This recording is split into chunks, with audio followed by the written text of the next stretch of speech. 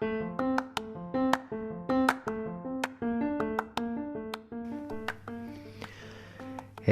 friends. Thank you so much for listening to this. I think it's a wonderful feeling that people are giving part of their super valuable time to interact with something that one creates. And for that, I'm deeply and humbly grateful. So thank you so much. It's fucking amazing. And today, I'm sharing a conversation that I had with the lovely, balanced, wise, talented, and awesome Stanly and Rhoda. They're a couple based in Melbourne that, outside of their normal jobs, are Australian champions in the categories of semipro, salsa, and bachata, and they are also runner-ups in the world of salsa on 2 and bachata. Yes, I love dancing and I love talking to people from dancing. Anyway, she does scientific research and he is a teacher, and together they teach Latin dancing around Melbourne. You will hear about their love story, working together as a couple and its challenges, about kindness, about COVID times during and after, and other things. We also did laugh a lot.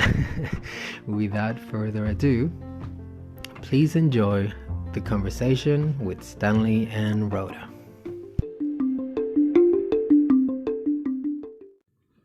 Yeah. All right. Hello. Hello, guys. Hey. Okay, I'm here with Stanly and Rhoda, and the first thing I want to say, I want to tell you the reason why I want to interview you, because I think that's an important part of this. Because you guys were a bit surprised that I wanted to be. Wanted to have you on the podcast. Yeah. And I don't understand why, because you guys are awesome. So I think that you guys are, well, pretty awesome. But I think it's very interesting that you guys do stuff as a couple, that you compete together as a couple. And I'm very intrigued as to how you manage that, being a married couple and also competing and doing something that's very creative. That's very intriguing to me. And at the same time, you guys have been champions in Australia, and you've done really well in world championships as well. And you guys are probably the most humble dancers that I've met. And that for me is something that I love, and that's something that I admire.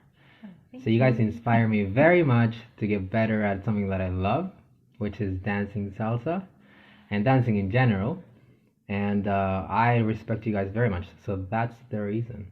Thank you. And you please own that, because I'm not the only one that thinks these nice things about you. Aww. And I also think that you guys are pretty good-hearted people, and that for me is beauty. Oh, thank you.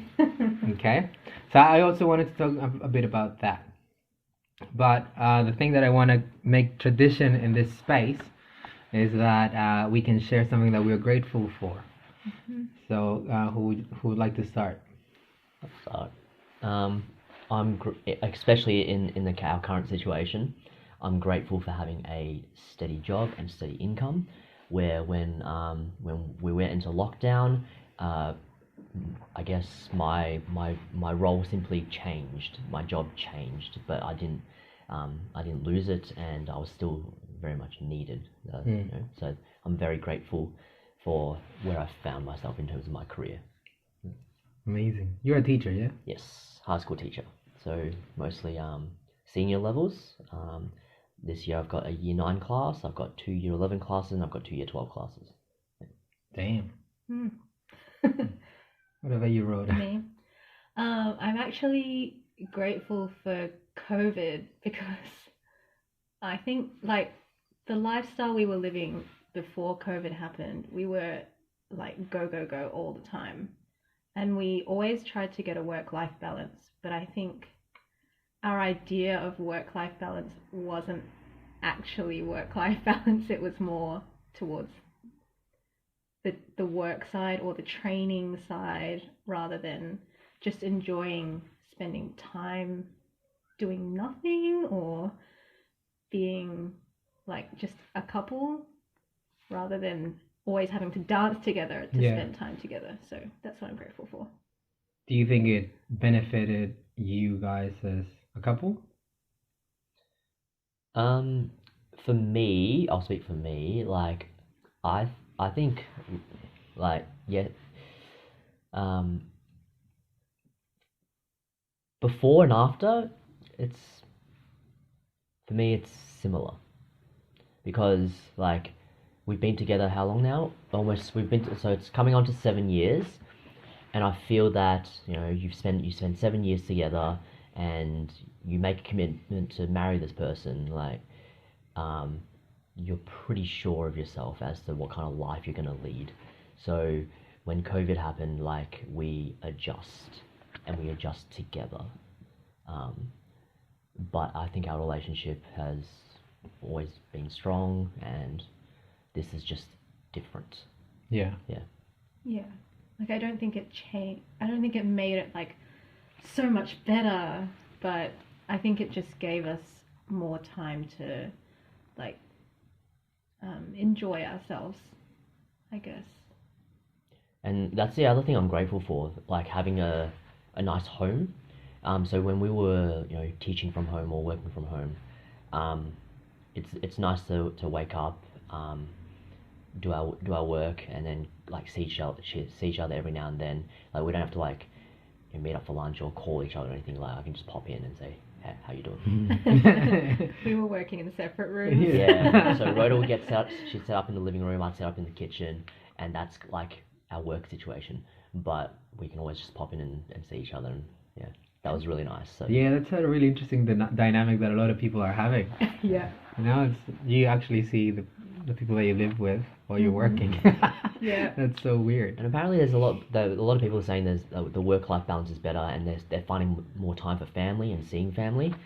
So, I mean, we're just in a little apartment, but other big families, they might live in like a 4-bedroom, 5-bedroom, double-story house, but like being able to see each other, like pop out of the home office and see each other. I think that's really nice. Yeah.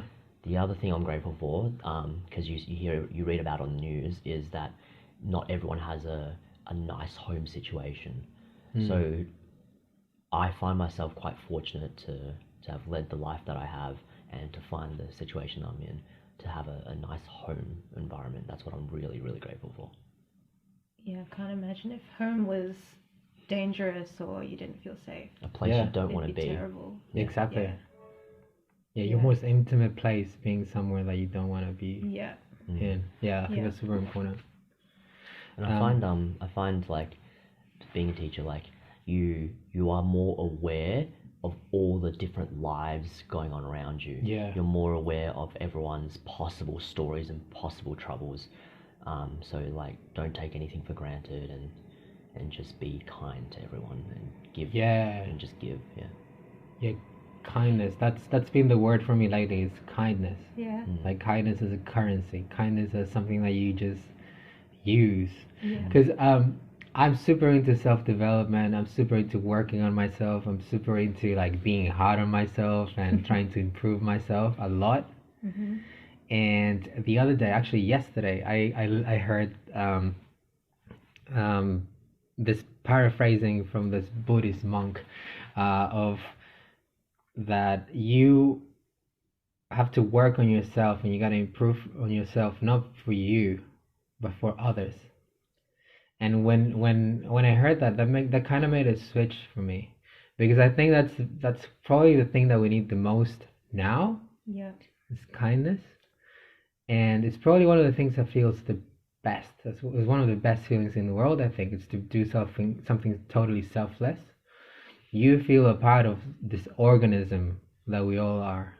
Yeah. And you feel part of that. You feel quite full. I feel very, very fulfilling something that I don't know what it is. I don't know if it's a higher purpose or if it's a calling of some kind, but I just feel way better Yeah. when just do something for someone else, that it's not myself. Yeah. And it doesn't cost anything. And it doesn't cost anything. Yeah. Yeah. I think the Dalai Lama says you can always be kinder. Yeah. And Yeah. I think that's a really good parameter to like for decision making. Yeah. Small and big and anything, and like just be kind. And why not? Yeah. Well, that's something that I Why not? Yeah, just drink wine. Yeah. Why not? I I didn't think about this. I don't know what I'm thankful for. Um, I am thankful for being able to meet friends outside of quarantine, because quarantine became a reality for a lot of us, and in a lot of places it's still a reality. Like in my home country of Chile, people can't go out and see their friends or see even their partners. So I'm very, very grateful that I can see my friends and meet them and have a pizza with them and share some cheese. Yeah. So yeah, I'm very grateful for that. Yeah. Very fortunate. It's definitely good to see you in person. Yeah, it's way better. I think it's a better dynamic. Yeah.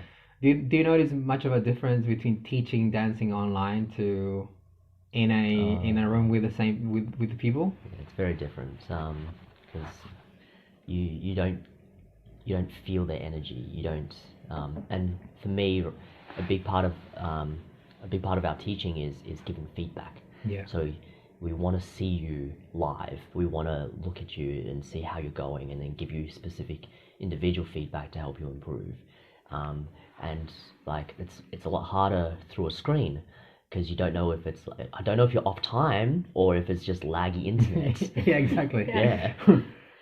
So that's the part that is different, and that's the part I miss the most about teaching in a studio versus online. Yeah. Yeah.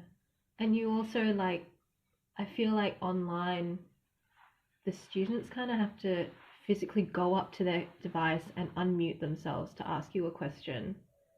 Whereas in class, they can just like, oh, Shut hey, up. like, Yeah. how do you do this move again? And I think it's quite scary for people to ask questions online versus just in a regular class. And then because of online, you can only kind of have one person talking at a time. Everyone has to shut up and listen to this one person's question, which I think can make them feel a bit stupid if it's what they think is a basic question, even though everyone's probably thinking the same thing. Yeah. Whereas in like a regular class, like if you had a question, you could kind of pull one of us aside and like Yeah. quietly Yeah. ask us, How much do I suck? Yeah.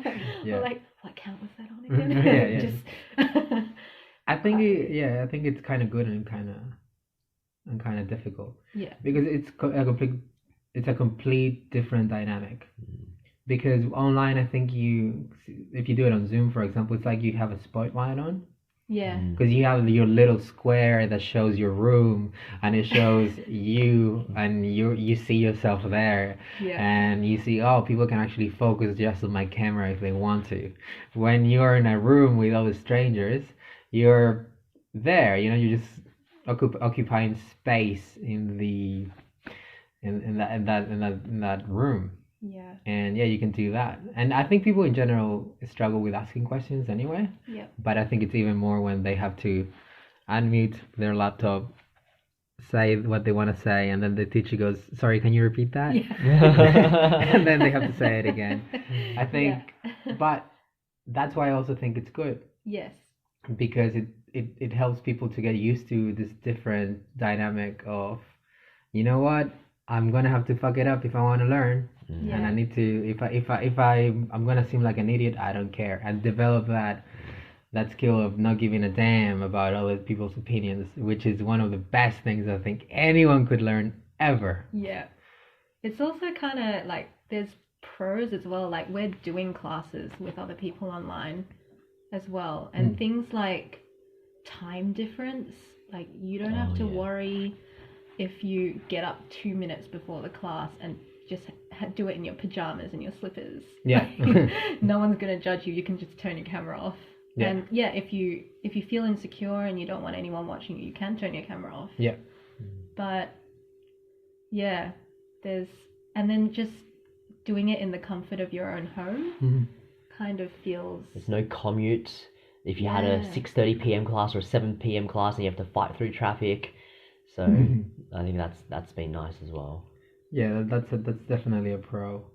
In my case, I I can't do it at home Yeah. because I don't have the space. My house is tiny and there's always people around, and I like privacy to do Yeah. stuff like that Yeah, that's for fine. some reason.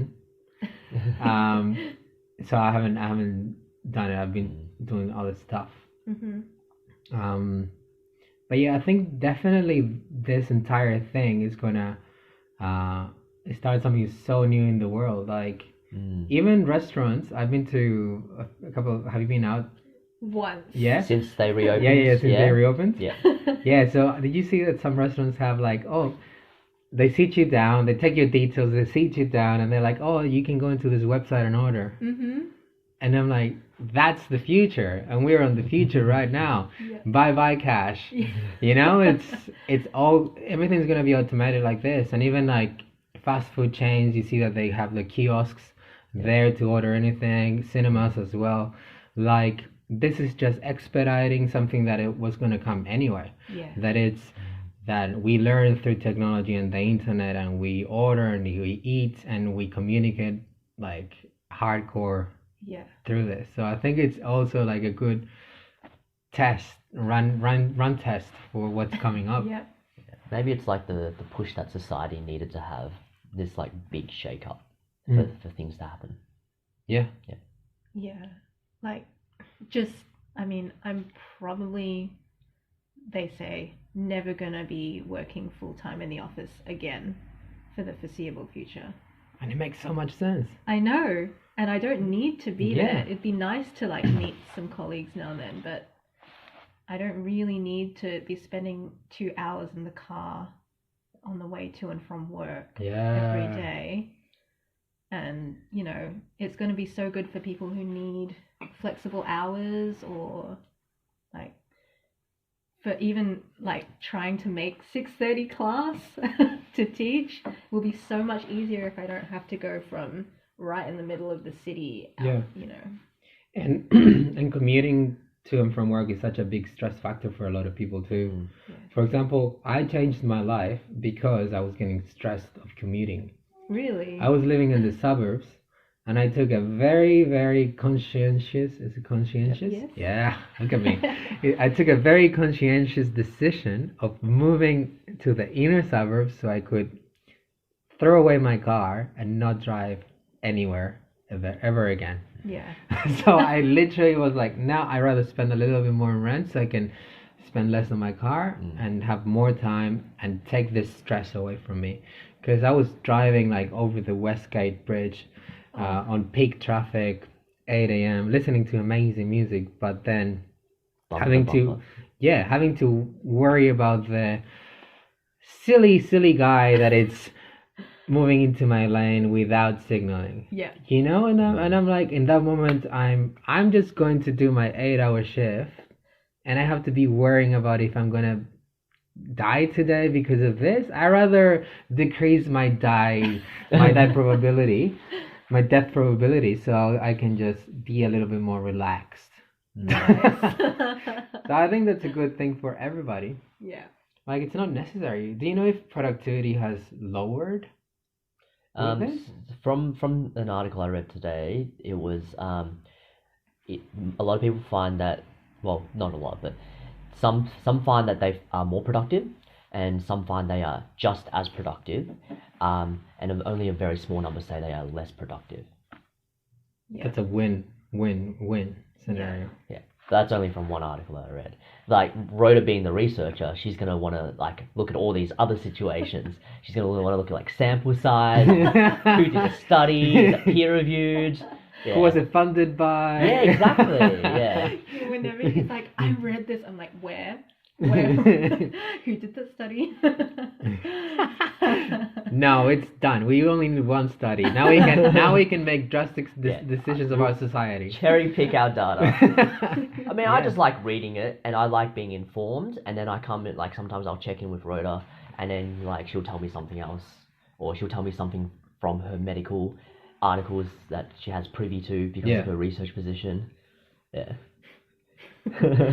That's a fucking cool job. And we were talking a little bit beforehand. And can you please explain what you do? Because I think it's fascinating. So I'm a research assistant, and the team I work for researches old age psychiatry. So the projects I'm on are all around depression in older people or people in nursing homes, and reducing dementia risk through things like exercise. Yeah. Super important. Yeah. So you said something super cool before that I said, save it for later. It was, you said, what'd you say? Was it about loneliness? No, it was about that we're at our age, you know? Oh, yes. We don't really think about what's going to happen when we're old, and preventing like dementia, or preventing like depression, or preventing anything related to an old person's situation. Yeah, I mean, things like dementia, people think, oh, it's just genetic. Like, if it's in my family, I'm going to get it. If it's not in my family, I'm not going to get it. But genetics are like a small proportion of what determines whether you get dementia. Maybe you have a higher 2 or 3% higher chance. Yeah. But it's not a death sentence. It's not this is what's going to happen to you on your... Usually no. For most dementias, no. So things like exercise, eating well, not smoking, things like that actually do reduce your dementia risk later in life, or even delay it. And if you can delay it enough that you don't, you die of natural causes before you develop it, then that's brilliant, I think. I mean, if you can do something now, why not? Yeah. That's something that I think about. And it's simple things. Simple things, yeah. Like, go for a walk every day. Yeah. Yeah. Don't eat too many deep fried fatty foods. Just eat better, you know? Yeah. Stay social. Yeah. Dance, yeah. Yeah. I think they find that dancing really helps because you're engaging your body and your mind. Yeah. And you're connecting different neurons in your brains. Yeah. With memory and things like that.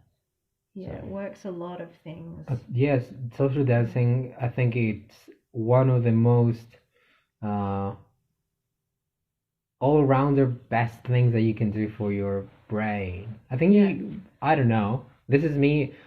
I haven't studied anything. I'm going to say something that has no scientific grounding. So I think that it probably uses a lot of different parts of your brain. Yeah. Because I think it uses your creative part. So you're thinking about what you got to do, and also has to do a lot with your motricity, with your movements. Yeah. And it also has to do with your critical thinking and making good decisions. Yeah. Like in social situations, and also don't fuck something up. Like don't say something inappropriate. Don't touch somewhere inappropriate. That's another subject that pisses me off.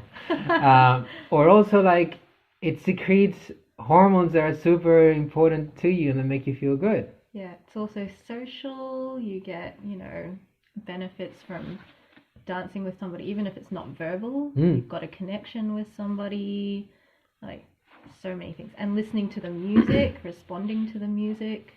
Yeah. Doing things on the spot. Yeah. It's like, wow. I think it's something that everybody has to do. And I'm going to say it on the record. So for years to come, they can quote me on this, that I think that dancing is something that everybody can do. Yes. And I think that not everybody does it because they stop themselves, because they care too much about things about themselves. It's scary though, like we're talking about all the things that you need to do and think about, and it's actually very overwhelming if you've never done any kind of dancing. It's very intimidating when you get to... I remember I went to New York in 2016, and I was like, I want to dance salsa, and I wasn't dancing salsa. I wasn't taking classes, but I went to... I can't remember what the name of the place was. And there were people dancing salsa, and they were amazing. Mm-hmm. I stood on the wall for half an hour, and then I left because I was just so intimidated by how good they were, and I compared myself to them. And even I'm dabbling in learning some leading, and just having to think about what's coming next, and am I leading them right? Does it feel okay? And I'm like, so many things are going through your mind in those few minutes of the song. And I think that when you're a single man, you have this other challenges of, does she like me? Yeah. Does she think I'm repulsive? Or There's a lot of insecurities. There's a lot of insecurities. But that's why I think everybody should do it, because you need to get exposed to those things and work on them. And then you get through that portal of, I don't give a fuck. And you just go through it. And you just transcend that and start becoming a better everything. Yeah. I think it's so important. Totally. Yeah. You guys met dancing. Yes. Can you please tell me the story, because I think it's super cute. Okay, so I was at Monash University and Rhoda was at Melbourne University, and a mutual friend invited me to one of their socials. So it was at Argyle Square on Lygon Street. Yeah. And I just rocked up because, it's what you do when you're in uni. You socialise, you have fun. And you were dancing already? So I had been dancing for about 3 years. So I've been taking classes for about 3 years. So I got there was a beginning class, and then I was in the rotation helping out, because you always need more leads. There's always more girls than guys in these beginning classes. And then they said, high five, rotate, and Rhoda rotated right into me. And that's how we met. That's how we met. But we we kept meeting at these uni socials and events, because our dance clubs were linked sister club kind of things. A lot of joint events. Yeah, so we kept seeing each other, and then we'd talk a bit more, and then eventually he was like, you should come out social dancing in the real world, not just in your uni clubs. So he'd take me out. He was like, do you know this style called bachata? Mommy. So he'd take me to back then it was Destino's, this tiny little bar where everyone was dancing bachata. So, and we basically just went around Melbourne social dancing together, and would get food beforehand and get a coffee after. It started with I'll pick you up and we'll go social dancing, and then it was hey, do you want to grab some food before social dancing? So it was just friendly social dancing, and then trying to kind of made it more over time. And then after social dancing, like Rhoda said, we'd stay out late for 24-hour cafe coffee before I drop her home. And when you were inviting her to social dancing, were you thinking, all right, I want to ask her out because in 7 years I want to be stuck with her in quarantine? Nah. When I met her, I was due to leave the country. What? I didn't know that. I had accepted a English teaching job in Japan. Whoa. Yeah. So I had plans to be living in Japan for 5 years. Shit. And then I met her, and then I was strike while the iron's hot, or live with no regrets, because if you leave now, you never know what's gonna happen, right? Yeah, okay. Because by the time you get back. So how did you make that decision? Well, after spending spending more and more time with her, and just really getting to know her, at some point I'm okay, I think I can actually see something real serious here. And because it's not an easy decision. I see quarantine partner material.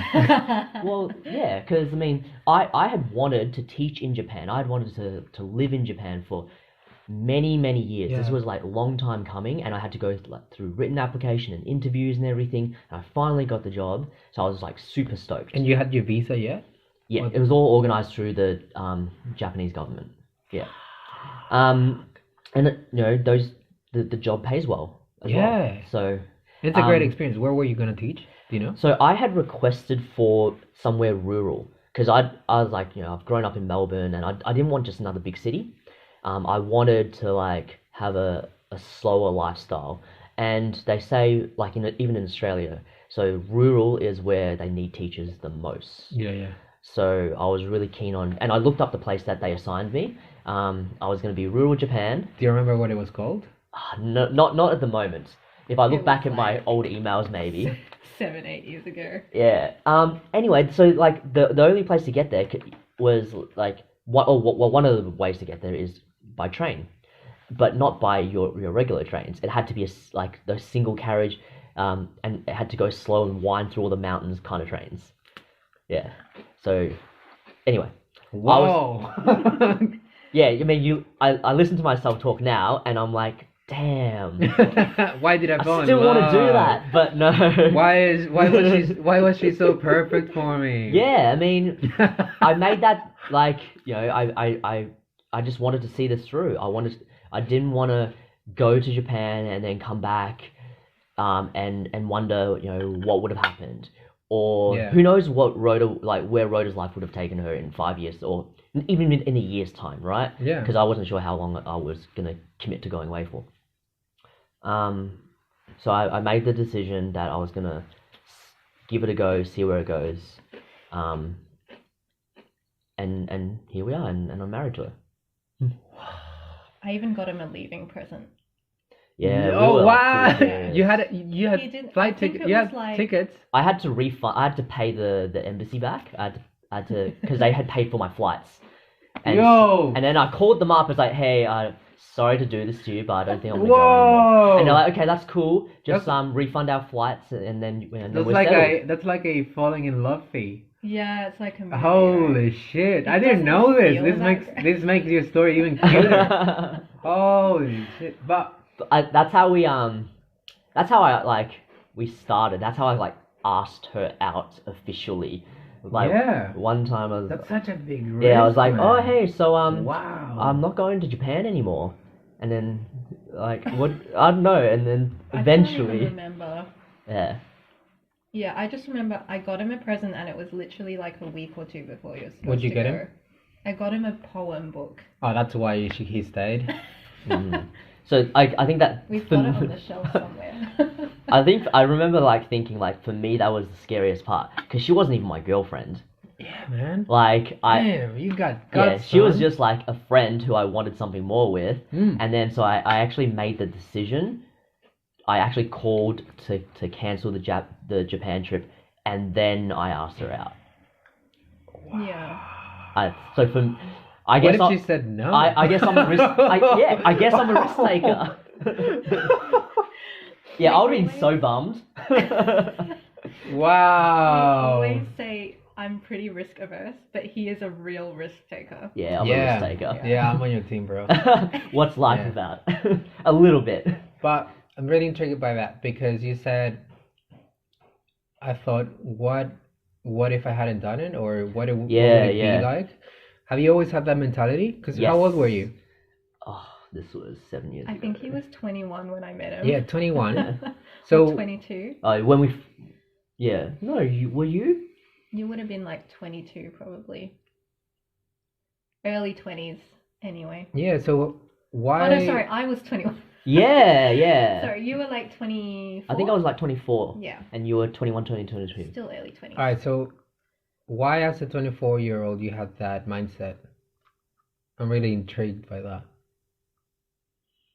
Because let me tell you, boy, not many 24-year-olds think like that. Yeah, I don't know. Like, it was always just no regrets. I think there was some like moments in life where I let slip by. And you had, And I would like dwell on it. So I didn't like that feeling, and I don't want to. Yeah, didn't want to have any more of those moments where I dwelled and was like thinking, what if? the pain. Yeah, It's that pain of, oh, yeah, yeah. of letting something go. Sometimes you it's shouldn't have. like, what if I?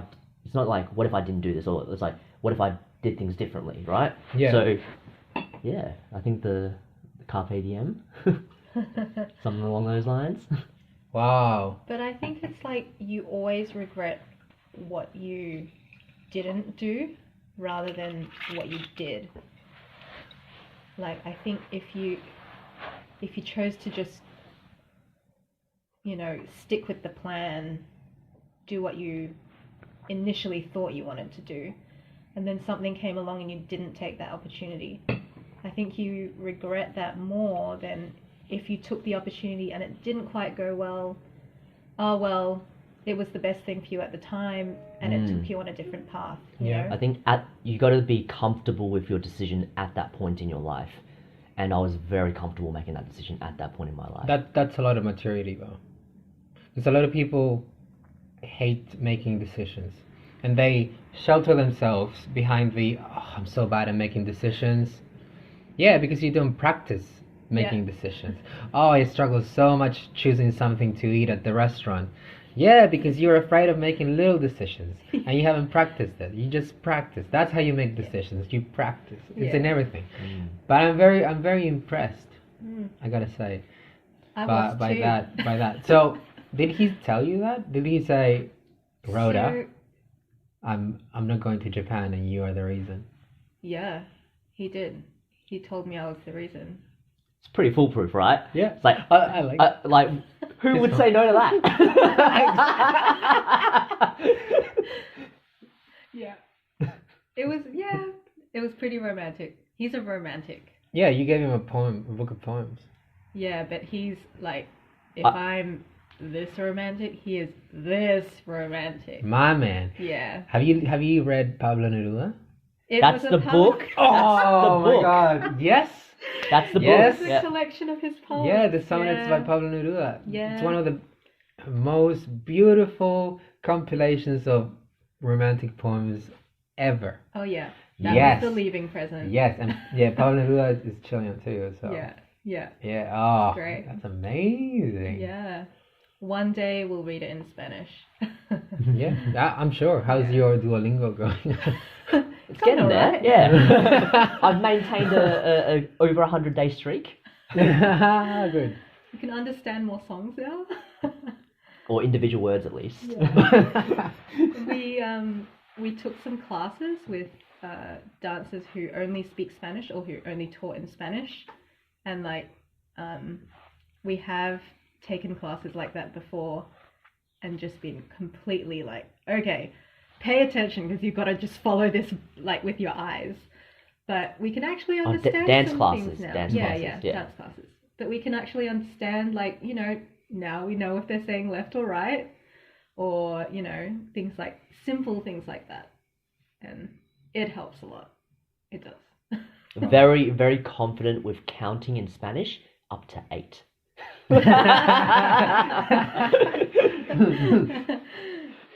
So you guys, all right. So you started dating, and those were your first steps into salsa or into Latin dancing, yeah? Yeah. Were you a dancer before?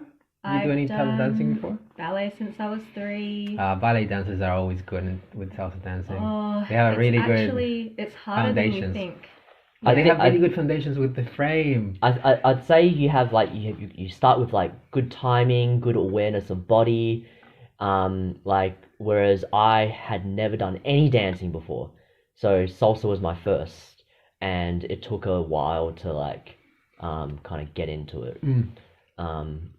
I think for me maybe sports helped, so I was always big on sports, so that was where my coordination came from, but I had like no idea of music. Yeah, it definitely helps in some things. Like, I never found timing or coordination too difficult. Yeah. But it's things that, you know, when you've done ballet since you're 3, there's things that are ingrained in your body, even in like how you walk, that you need to undo in order to look like a salsa dancer. Right. Like, you see a lot of brilliant dancers doing salsa, but they look like ballet dancers even though they're doing salsa. And I really wanted to like not completely lose it, but at least strip it back enough so that I can look, you know, more Latin. I don't know. Yeah. Like less more flowy. less prissy. Yeah. Yeah. Less high up and like Less uppity. poised. Yeah. Yes. Less like less that. elegant in a way of, I don't know, it's like too framed, too uptight kind of. Too stiff. There's like a time and place for everything, and even within salsa music there's a time and place for that kind of like more ballroom-esque style, or Yeah. more ballroom-esque moments in your social dancing even. Yeah. Yeah. But Like you would say like a salsa romantica. yeah, like definitely 94, 95 beats per minute. salsa romantica, the intros of songs. Yeah, definitely. Yes. And then because music is especially salsa music, so diverse. There's so much in it, and when the music changes, like your dancing should change. So you shouldn't always be dancing in that same style. Yeah. You should try to change it up. Definitely. Anyway. It's still a conscious effort. Yes. Like 20 years nearly of body memory. What do you Yeah. call that? Muscle memory. Muscle memory. Yeah. It's really hard to undo, so it's still a conscious effort. I'm like, bend your knees. Why won't you bend your knees? Yeah. So you started. You were doing your first steps in Latin dancing, yeah. Mm-hmm. And you guys started dating pretty much straight away when? Maybe a few months after. Yeah. Yeah. Maybe No, you were some work. 4 or He had 5 to he months. had to drop his Japan trip. Oh yeah, I know. Cool. Yeah. So then, when do you guys start performing and competing together? I think for me, I'd been dancing for a little while, and I've been social dancing for a little while, and I wanted to get better and I wanted to improve, but I didn't know how. Yeah. And so like, okay, performing, competing, or it was actually performing first, right? Performing, like I haven't done that. Let maybe give that a go, see where that takes me, and see whether I can use this performance training as a means of getting better at dancing. Right. And then competing kind of just like we kind of just stumbled into it. Yeah. Yeah. So I just wanted to get better, and then stumbled into competing. Yeah. We got invited to join a team, and we were like, "Hey, Why why not? not?" Yeah. And it just so happened that team was going to compete a few months later, so we were like, Crash course. "Hey, why not?" And like it's easier to start off competing in a team. Yeah. The year after was when we were like, "Hey, let's try out this couple competing thing. Because See why where that not? takes us." Yeah. Yeah. And when you're first starting into competitions, and you've got a coach there who choreographs for you and helps you get better, you start doing privates, and that's where a lot of growth happens. So it just seemed like the next natural step for us. Yeah, I'd always paid for group classes, but Yeah. I never felt the need for private lessons, or wasn't sure what I would do with private lessons. So I think it gave us like a good goal, a good medium, a good reason to train and just get better overall. Yeah. Yep. All right. So you started competing, and then you guys have been you always partner up anyway. We've always right? been dance partners, yes. You've always been dance partners and life partners Yeah. Since we met, yeah. We were essentially. really lucky. Yeah, Oh. very lucky. A lot of people wish they could find a dance partner. Yeah, because I've heard that's a huge struggle, Oh yeah. especially if you are sexually attracted to your dance partner. It's like a no. Like because this year I was thinking of competing, and I spoke with Angela, and she told me, well, these are the things you have to consider, and one of the things was, and don't be sexually attracted to your partner, because then it just creates a Complicates. complicates everything. Things I get think messy. So you guys are pretty lucky that how do you do it? Because of course there's like a lot of struggles in different Yeah. areas, from the creative aspects to the how we manage a team at the same time, and who we are as a couple, and oh, you left the toilet seat up. So how do you manage those things? How do you deal with separating work, which we could call your dance life work in this case? So you're talking about like now, right? Now that we are teachers, or before when we were students? So when you started and your entire, because it probably was a learning curve for you Yeah. guys to know how to balance your relationship, your dance relationship, and then going on ventures So together? I think a good thing, and a big part of it was that our dance relationship and our relationship weren't necessarily so separate or segregated. Like we don't put them into those boxes. When we're dancing together, we're spending time together. So even that is like couples time. Yeah. And there's a lot to be learnt by spending so much time together, trying to learn, trying to negotiate, and troubleshoot what's going wrong with the dance or with the routine. So all of it was like a chance for us to really grow as a couple and to learn about each other. And because we've always been dance partners, like I've never like stopped learning about Rhoda. And sometimes she doesn't have to say things, right? Sometimes I learn things about her personality through our dance training. Yeah. There's but I think we've always taken our time with each step, and I think this is something that we would want to like pass on to other people. Like you don't have to rush to go into competing. You don't have to rush to move up to semi-pro, or you don't have to rush into teaching. You don't have to rush into the advanced class. Yeah. We spent a good few years competing together as a couple within a team with a coach while we were also traveling for dance. And while you had your going real to jobs. different competitions while we had our real jobs, yeah. So like at the start you fight a lot. And I can't imagine not having a coach there to mediate or to tell you when you're wrong and you know things like that. So we've learned a lot through just taking our time as students, and then when we've really felt ready, that's when we've moved into the okay, what's next? Should we move up a level? Should we start teaching? Are we ready?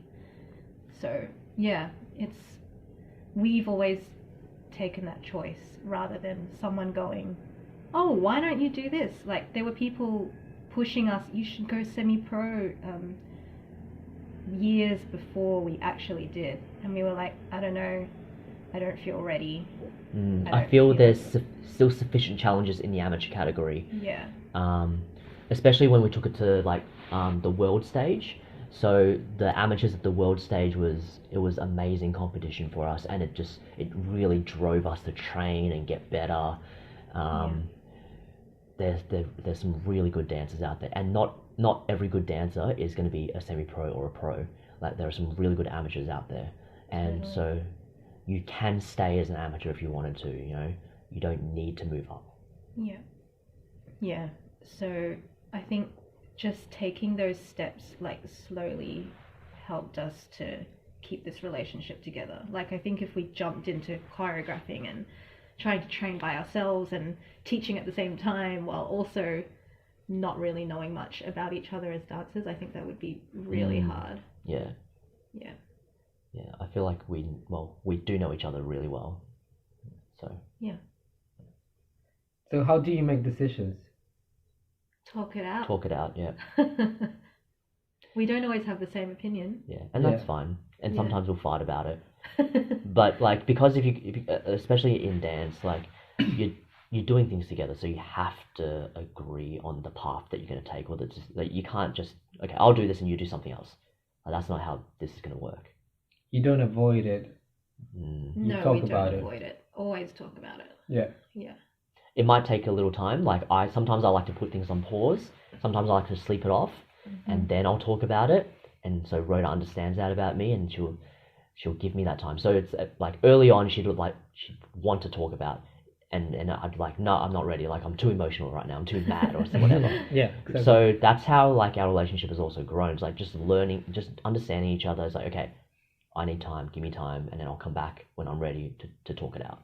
And I understand you might still be mad because you can be mad for a very long time, but at least we're not both mad. Yeah. Right. Cool. So then you guys competed, performed, and I'm here in your house right now, and I see a lot of trophies around. So I'm assuming you guys did okay. It's a bit deceiving because they often give us 2 for Yeah. one thing. Having said that, because we live in a small place, we've actually thrown out anytime they double up. Like this happened this year, We've right? thrown out a few, This year yeah. we've thrown out all our double ups, so that because we keep them for memory. It's got the year, it's got the category, so we don't need two. We just need one for memory's sake. Yeah. Yeah. So we've thrown out the other one. Yeah. But they But still we've say been around for a number of years. Yeah. they still say Doing- champions. Yeah. So I think it's pretty impressive. Thank you. So take it. I think it's like a good measure of our growth. It's good to like reflect and look back and be like, wow, this is where we were, you know? Yeah. And it's good to, because you know, you can keep videos of yourself. You can keep videos of your old routines and Yeah. look back at them and say, oh wow, Yeah. that's where we were. Yeah. And it's also very interesting to, especially because we know the goals we set ourselves. It's like, okay, where do we want to improve next? How do we want to improve in our dancing? How do we want to look like? What do we want to explore? Because there's so much in salsa to explore. What do we want to do next? And then to see that in your routine, in your video evidence from one year to the next, to see that growth, I think that's the most that's the most satisfying feeling. And you there. find it encouraging as well. Yeah. Yes. Yeah. Yes. And not everything was a trophy. I mean, over there I've got a number on a piece of paper. Yeah, yeah. That was from the first time we went to the Worlds. Yeah. And that number, like, that means a lot more to me than a lot of these actual trophies. Yeah, because, that's the number that I had to stick onto my costume. Yeah. Yeah, we didn't place in that first Worlds comp, but so for me it was like the memory from that first comp is inspiration Yeah. and motivation and drive to, it's like, wow, this is where it's at, and it's within our reach. Yeah. So if we trained a little harder, like, we know who our competition is, we know what, like, how they, like, we want to be like them. Yeah. So the inspiration wasn't necessarily the professionals, even though they were amazing. The inspiration, the driving factor was those amateurs at the world level. Like, they're so good, I want to be like those amateurs at the world level, and that's within reach. Whereas, like, if you look up to, like, the professional level, that's out of reach. Like, it's going to take you like maybe like, I don't know, another 10 years before you can even get close to that kind of level. So big motivating factor there. Would I be correct if I say that you guys are very competitive? No. No. We're actually not competitive, like, at Yeah. all. So all these competitions have never been about winning. Yeah, it's not about winning. And a lot of our most memorable competitions were when we didn't win. What's it about? So I think it's an end point. So we like to do the competition at least once a year. And then from that year, you can see your video, you can compare it to exactly a year ago, see where your growth areas were, whether you actually achieved the things that you wanted to achieve. And then, you know, it's just a good, it's good to have that date as well, because I think if you... Because it's an objective measure. Yeah, Yes. and if you don't have, like, something to Work towards. or a cap on the time you give yourself to achieve something, often you can get lazy and say, oh, I won't train this week, I'll train next week. Yeah. Rather than going, we've only got 3 months to comp, we've got to train every week. So for you guys, it's about growth.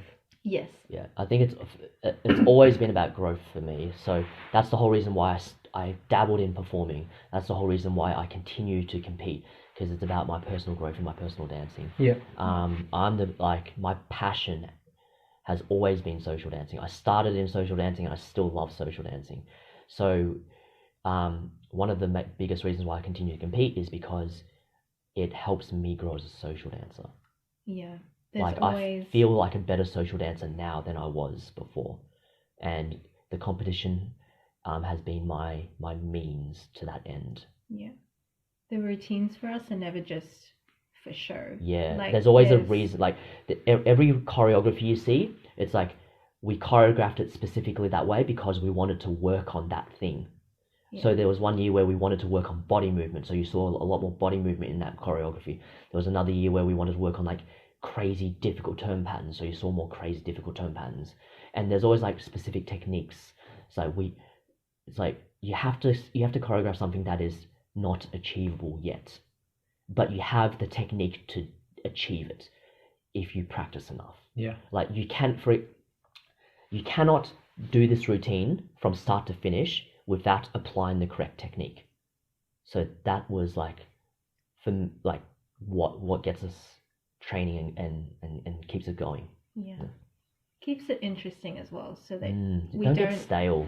Yeah, we don't always feel like we're doing the same routine to a different song every year, you know. Like every year we've got something different that we're I think that's targeting.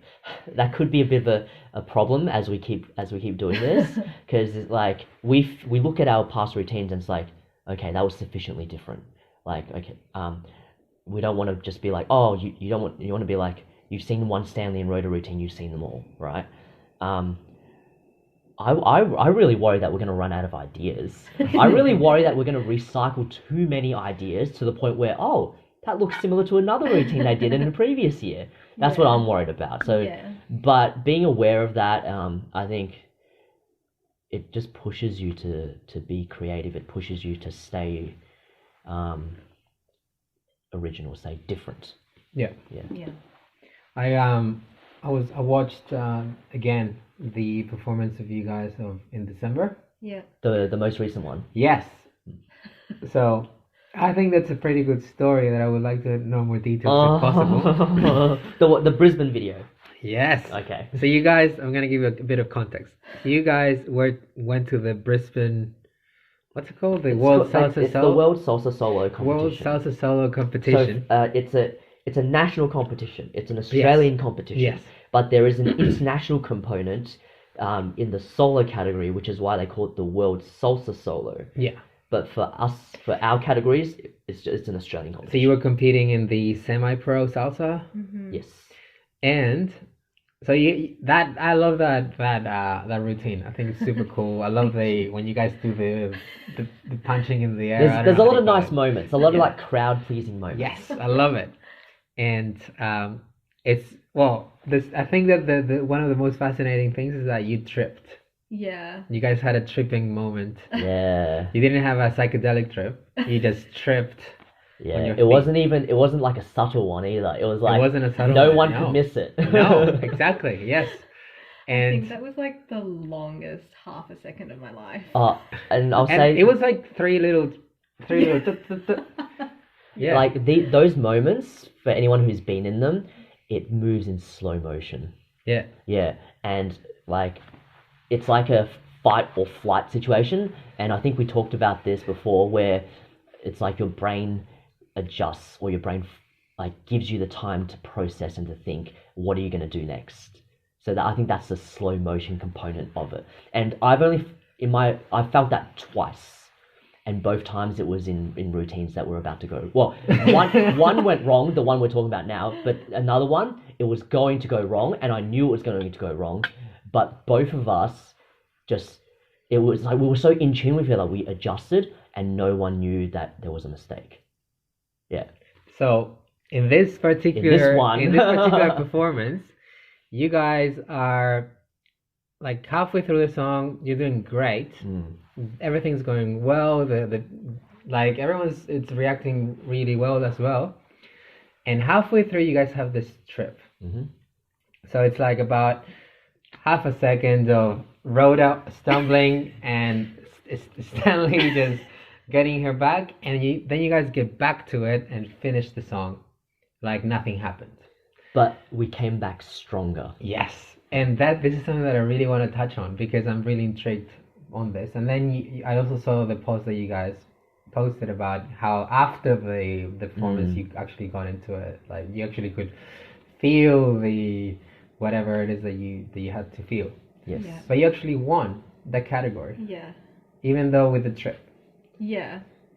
So that was unexpected. Yeah. Yeah. So can you please tell me a bit about that experience? It was like, I mean, I don't know. I don't think I've had such a huge mistake on stage before, especially like when it's just the two of us on stage. So in that like half a second, it literally felt like minutes to me, and I remember thinking, it's over. Like, that's it. Yeah, You've screwed up. That's it. And I was like, just get up. Just finish. Like, I just remember thinking, it's over. Just finish it and get off the stage. So, I'll let you continue. For me, when I knew she was falling, and once again it was slow-mo, and I was like, help her up. Just help her up. So as she was falling, I was like already starting to pull her up because I knew she was going to fall. Yeah. And that saved us, because I would have been flat on my bum and probably taken quite a few seconds to get up if he hadn't like physically I physically pulled her up. Yeah, I saw the pull up. Yeah.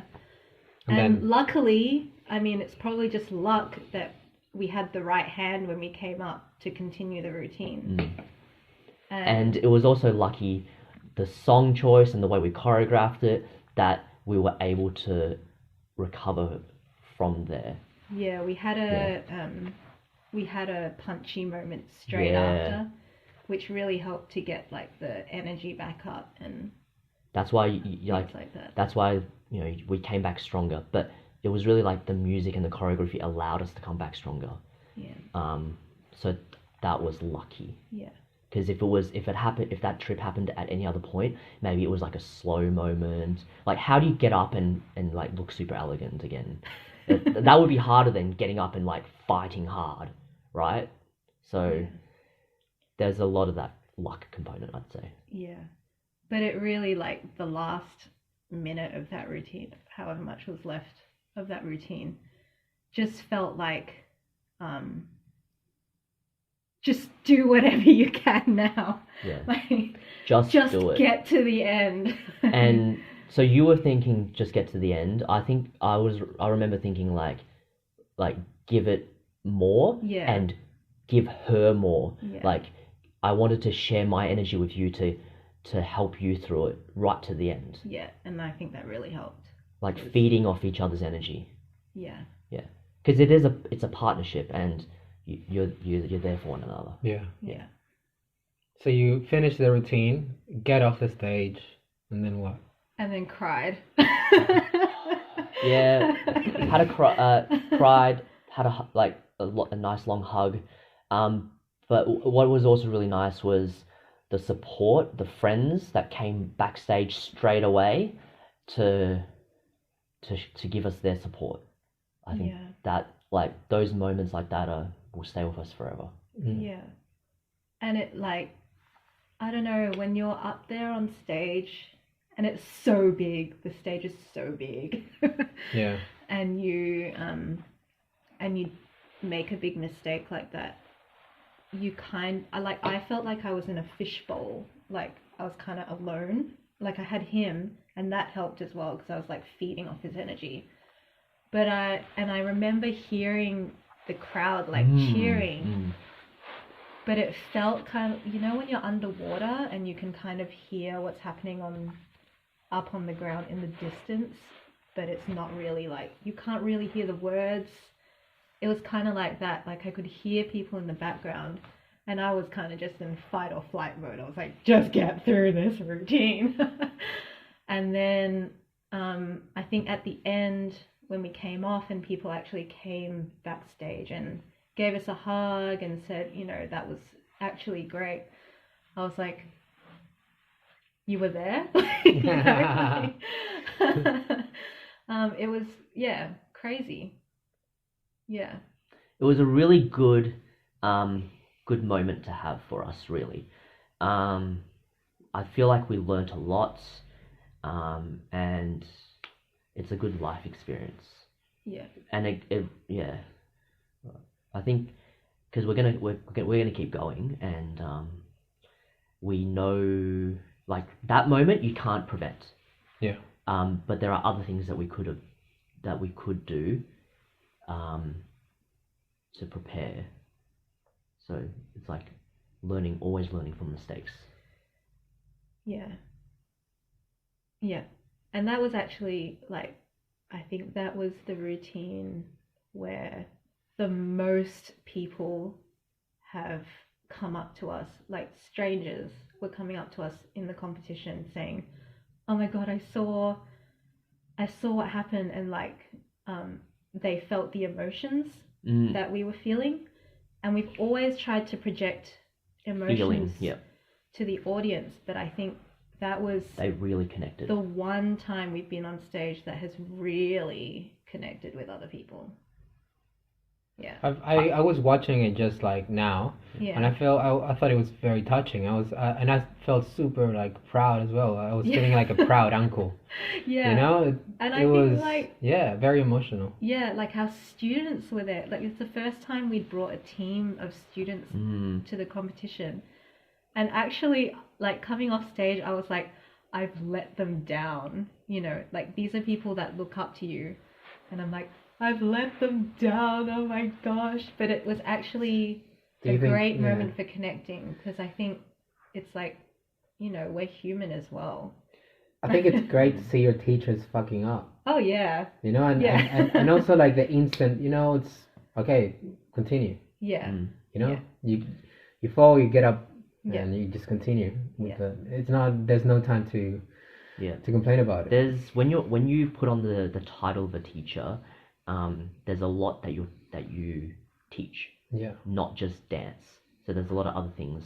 So you take on all of that responsibility, because people are watching.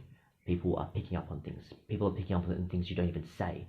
Yeah. So you have to be aware of, okay, what is it that I really want to teach? Yes, I can teach you how to dance, but a part of me also wants to teach you these other values that we live by, that we love.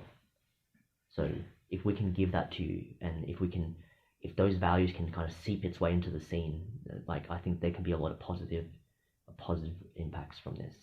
I think you guys are a very impactful couple in the dance community here. Oh. And one of the things I really like about your philosophy is that you are equal. Yes. Especially within the Latin world that comes from the Hispanic world where I come from, in which the man is always on top. Like the man is always the head of whatever organization, a family or an enterprise or whatever. And with you guys, it's not that way.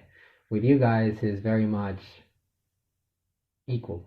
Yeah. So you see, in dance, like the man leads. Yeah.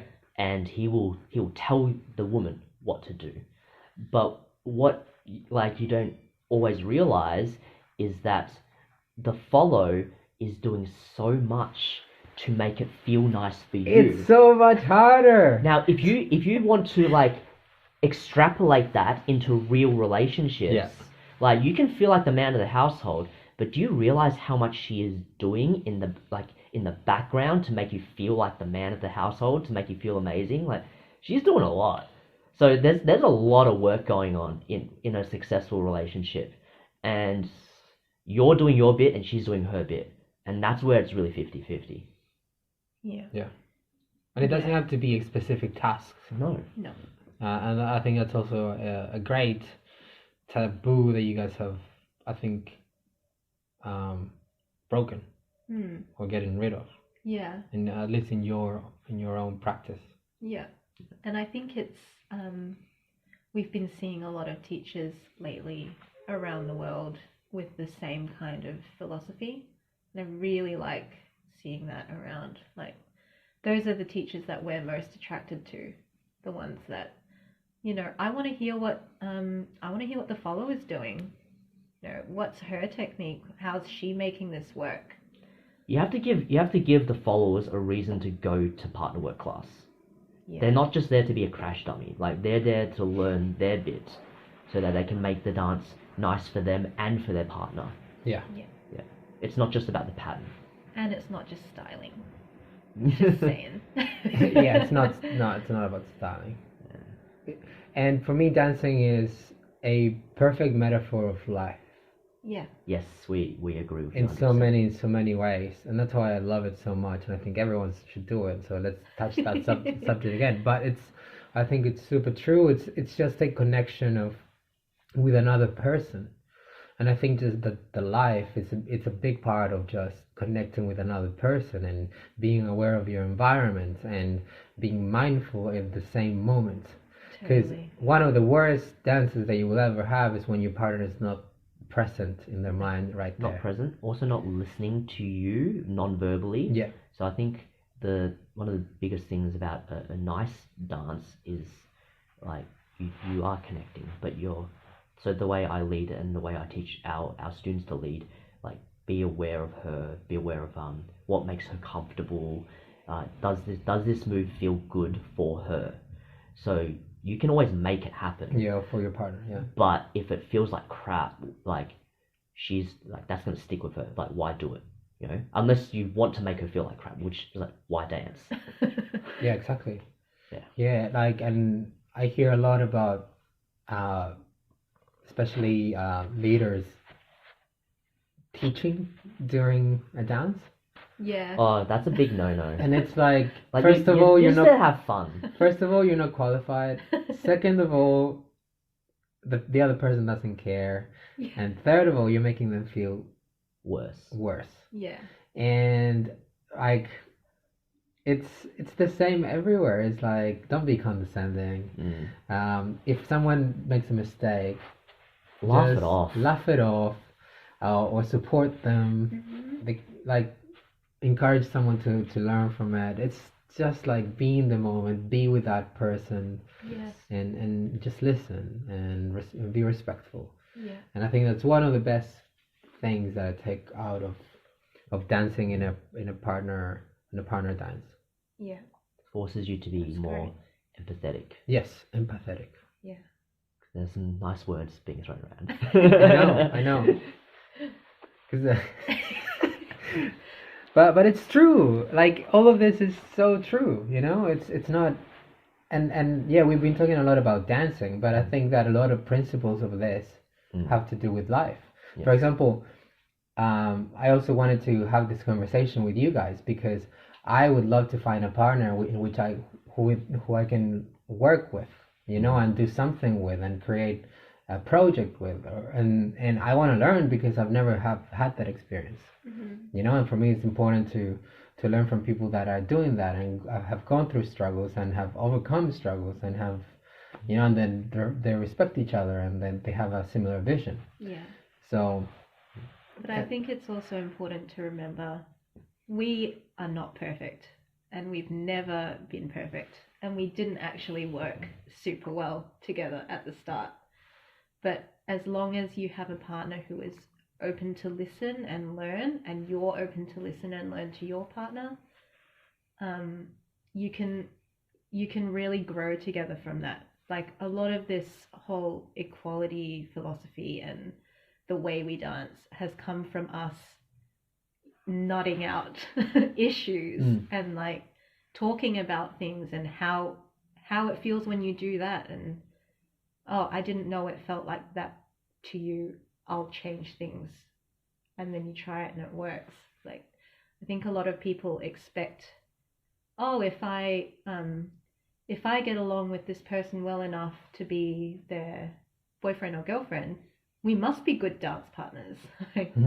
Without thinking you actually will never be just right for each other, at least not at the start. Yeah. Yeah.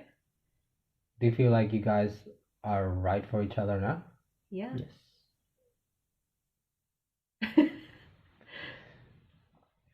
And okay, we're gonna finish soon. Yeah. But before we finish, I want to put you in a beautiful situation.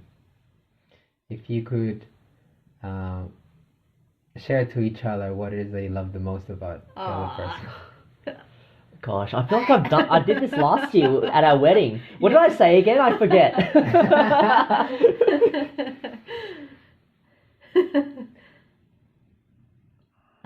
I love the most that he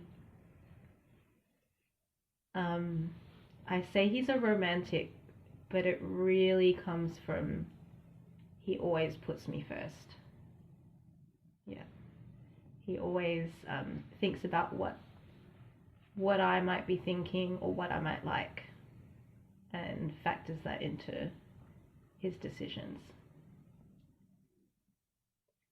I love that that Rhoda loves me for who I am, and she is supportive of who I am. It's not saying like every part, not 100%. There are parts that she wishes that I could be better, but overall, package wise, she loves me for who I am, and I think that going into a relationship, like thinking back 7 years ago, I mean, what have I always really wanted? I've always really wanted to find someone or to be with someone where I can just be myself, where I don't have to like fake anything, or I don't have to like I don't have to be someone that I'm not just to impress you. I want to just be myself, and I want you to love me for who I am, with all its imperfections. Amen. Yeah. Yes. I believe that. If there was a religion that said that, I would be that. We there. And what do we love most about you, Pablo? And lastly, if you could go back in time and give an advice to your 19-year-old self, what would it be? 19-year-olds.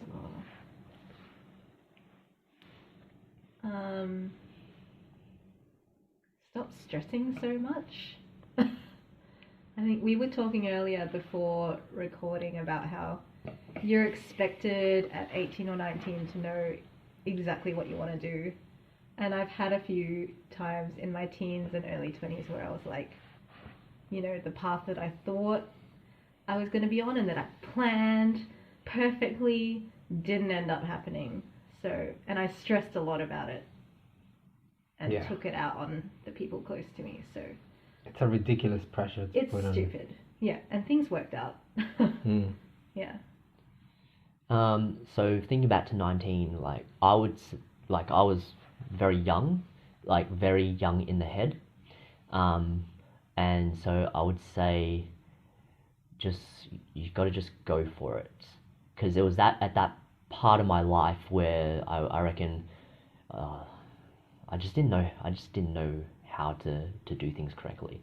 But if I had just gone for it, who knows?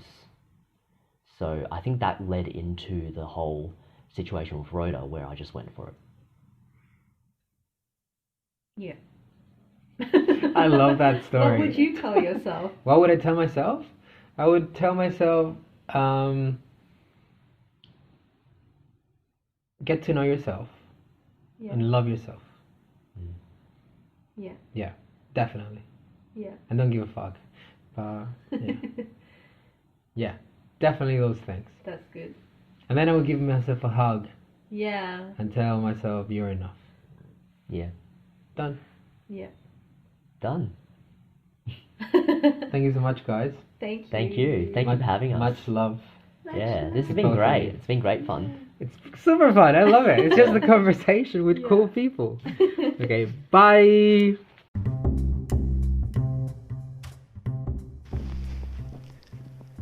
Thank you guys for listening. And I forgot to add, if you want to follow Stanly Rhoda on social media, you can go on Instagram to Stanly Rhoda, all together.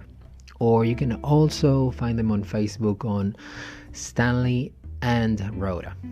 Okay, give them a follow. They're awesome. They have really cool videos of them dancing and they're fucking amazing. Alright guys, love you. Bye.